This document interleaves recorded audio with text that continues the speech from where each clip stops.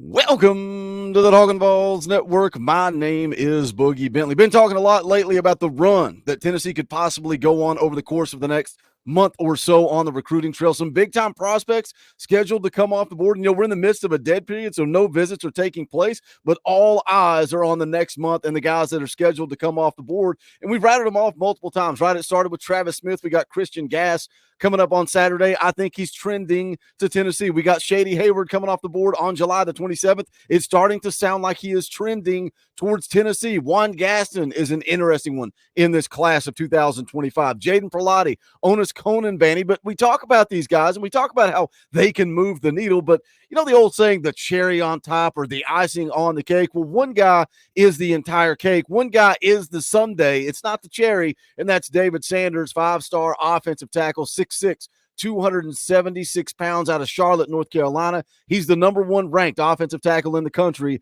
and the number 2 overall player. We talk about a priority. We talk about a guy that's going to basically mean whether or not Josh Heupel was a success or a failure in this class of 2025. Now, is this good news? Or is this bad news? Steve Wiltfong took to Twitter yesterday afternoon, says Charlotte Providence Day School five-star offensive tackle David Sanders Jr. will be on the road next week for a final impression leading up to his August 17th decision date. The latest as Georgia, Nebraska, Ohio State continue to lead. Now, that was his final 4 that Steve Wiltfong mentioned. Now, in this article, it's a very interesting quote from his mother. His mother says, "We're in the process of getting all the dates in order, and we'll talk to David and see where he wants to go for his final impression."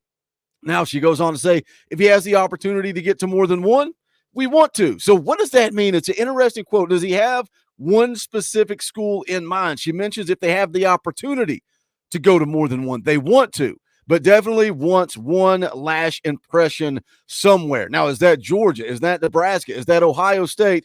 Or is that Tennessee? We're going to get into it. We're going to break it down, but I need you guys to do me a favor. Real quick, do that YouTube stuff. Smash a thumbs up. Make sure you subscribe. Make sure you click that bell for notifications. If you're new, just understand that this channel is for the fans, by the fans. We are fans just like you guys. If you like that content, again, make sure to subscribe, click that bell for notifications. And I'm going to ask you to do a little something else. If you really like the content here, if you like the live streams, the videos, the community dynamic, whatever it is you like about this channel, you want to support this channel, think about hitting that join button over there. $1 a month. That's all we ask. We're getting ready to open up the fan call-in shows once we get back to fall camp. That's Talkin VAWLS Elite or higher. You'll get the link right out of the gate. Every Sunday night, we go live at 7 p.m. Eastern time. We send the link out to you guys.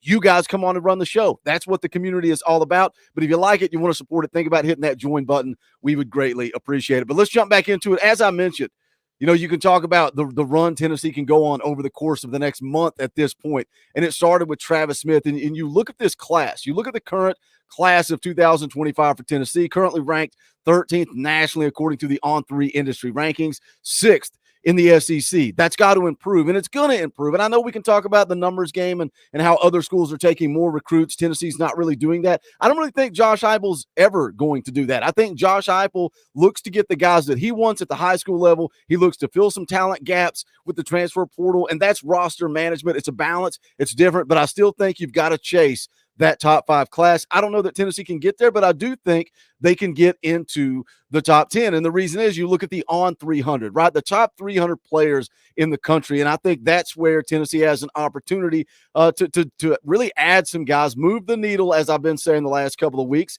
But you look at the on 300 right now, Tennessee's got 8 guys inside that top 300. George McIntyre, you can see there is 50th, Douglas Utu, Marion Dye, Travis Smith, Ethan Utley, Jaden Lofton, Redarius Jackson, Nick Moore. Of course, Jack Van Dorsair just got the drop. He's just outside the top 300. But if you look at the run that Tennessee's going to go on over this next month, again, that I rattled off at the beginning of the show, Christian Gass coming up on Saturday. Austin Price just the other night was asked about Christian Gass. He said he felt like the Vols had a full tank of gas. He's trending. He is trending. Shady Hayward, July the 27th. Sounds like he is trending. Both of those guys inside the on 300.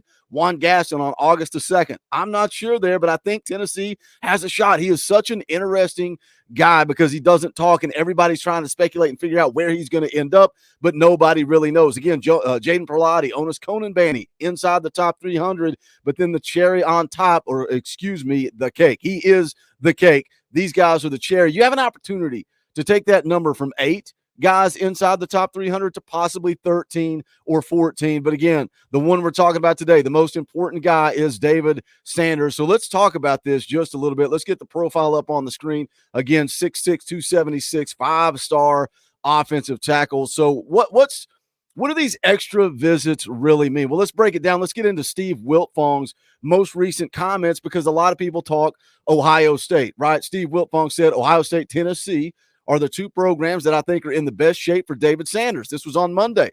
But you also have Nebraska in his top 4, Georgia in his top 4. Georgia is in the mix for a few of these guys on the board. Ohio State, they already have Carter Lowe in the fold at offensive tackle, and Tennessee has one of the top interior guys, Douglas Utu, in the fold. He goes on to say, and this is what put a lot of people into panic mode, I'm giving an inch to Ohio State, but not ruling anyone out. I wouldn't be surprised if David Sanders takes some visits next week. Well, that's when that tweet comes out.